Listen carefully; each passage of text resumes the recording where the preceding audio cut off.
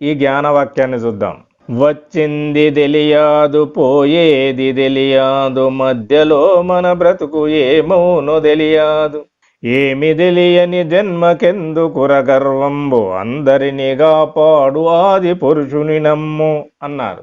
అనగా ఈ వేదవాక్యంతో శ్రీమద్ విరాట్ విశ్వగురు వీరబ్రహ్మేంద్ర స్వాముల వారు మనకు అందించిన సత్య సందేశం ఏమంటే, మనలో ఎవరికి కూడా మనం ఎప్పుడు పుట్టింది తెలియదు, మనం ఎప్పుడు చనిపోయింది తెలియదు. ఈ భూమి మీద పుట్టడానికి మనం ఎక్కడి నుండి వచ్చినామో తెలియదు, మరణించిన తర్వాత ఎక్కడికి పోతామో తెలియదు, ఎప్పుడు మరణిస్తామో తెలియదు. పుట్టినప్పటి నుండి మరణించే వరకు ఈ మధ్యలో మన బ్రతుకు ఏమవుతుందో తెలియదు.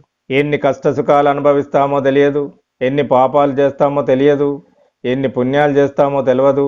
ఇందులో ఏ ఒక్కటి మనకు తెలియదు. మనకే కాదు, కోటీశ్వరునికి తెలియదు, గురువులకు తెలియదు, గురుస్వాములకు తెలియదు. తెలిసిన వారు మనకు కనపడరు.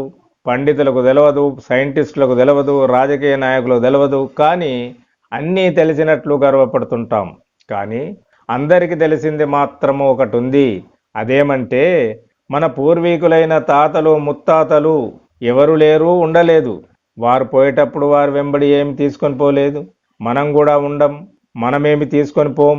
కానీ కలిమాయలో మనం చిక్కుకోవడం వల్ల నాకు అన్నీ తెలుసు అనుకుంటాం, నాకు అన్నీ ఉన్నాయనుకుంటాం, నాకు అందరూ ఉన్నారనుకుంటాం, నేను అనుకుంటే అన్నీ చేయగలుగుతాననుకుంటాం. ఆ గర్వం వల్లే మన తోటి వారితో లౌకిక బంధాలను కోల్పోతాం. అంతేకాకుండా దైవానికి దూరం అవుతాం. మనకు ఇవన్నీ ఏమి తెలియనప్పుడు మనకు ఎందుకు గర్వం? వీటిలో ఏమైనా కొంత తెలిసినా గర్వపడడంలో అర్థం ఉంటుంది. కానీ ఏమి తెలియనప్పుడు ఎందుకు గర్వం? అందుకే అందరిని కాపాడే ఆది పురుషుడైన ఆ విరాట్ విశ్వబ్రహ్మ భగవానుని శరణుగోరుటే మన ధర్మమై ఉన్నది. అందుకే శ్రీమద్ విరాట్ విశ్వగురు వీరబ్రహ్మేంద్ర స్వాముల వారు అన్నారు, వచ్చింది తెలియదు, పోయేది తెలియదు, మధ్యలో మన బ్రతుకు ఏమౌనో తెలియదు.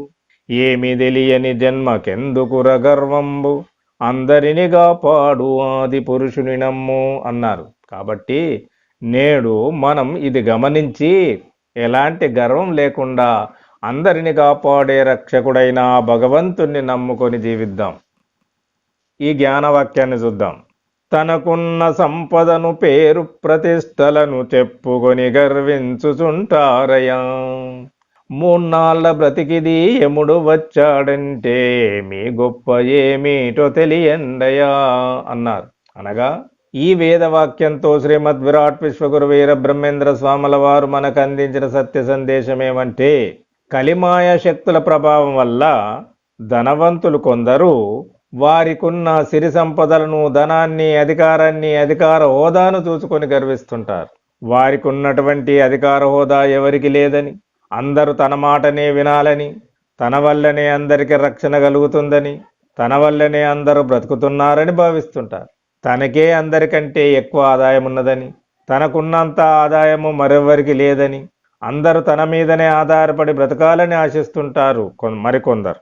ఆదాయాన్ని చూసుకుంటూ కొందరు, తనకున్న ఆస్తిపాస్తులను లెక్కిస్తూ కొందరు, ఇన్ని ఆస్తులు తన తోటి వారికి లేవని ఆస్తులను చూసుకుంటూ మురుస్తూ గర్వపడుతుంటారు కొందరు.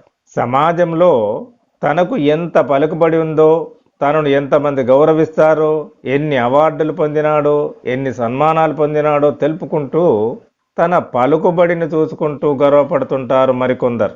ఇలాంటి బ్రతకంతా కొన్ని రోజులు మాత్రమే ఉంటుంది.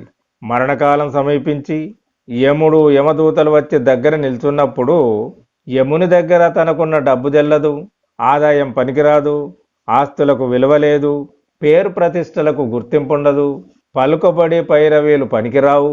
యమలోకములో యముని ముందు తాను సంపాదించిన దానికి విలువలేనప్పుడు తన గొప్ప ఏమిటో తెలుసుకోలేరు, చెప్పలేరు. అందుకే శ్రీమద్ విరాట్ విశ్వగురు వీరబ్రహ్మేంద్ర స్వాముల వారు అన్నారు, తనకున్న సంపదను పేరు ప్రతిష్టలను చెప్పుకొని గర్వించుచుంటారయ్యా, మూన్నాళ్ళ బ్రతికిది యముడు వచ్చాడంటే మీ గొప్ప ఏమీటో తెలియండయా అన్నారు.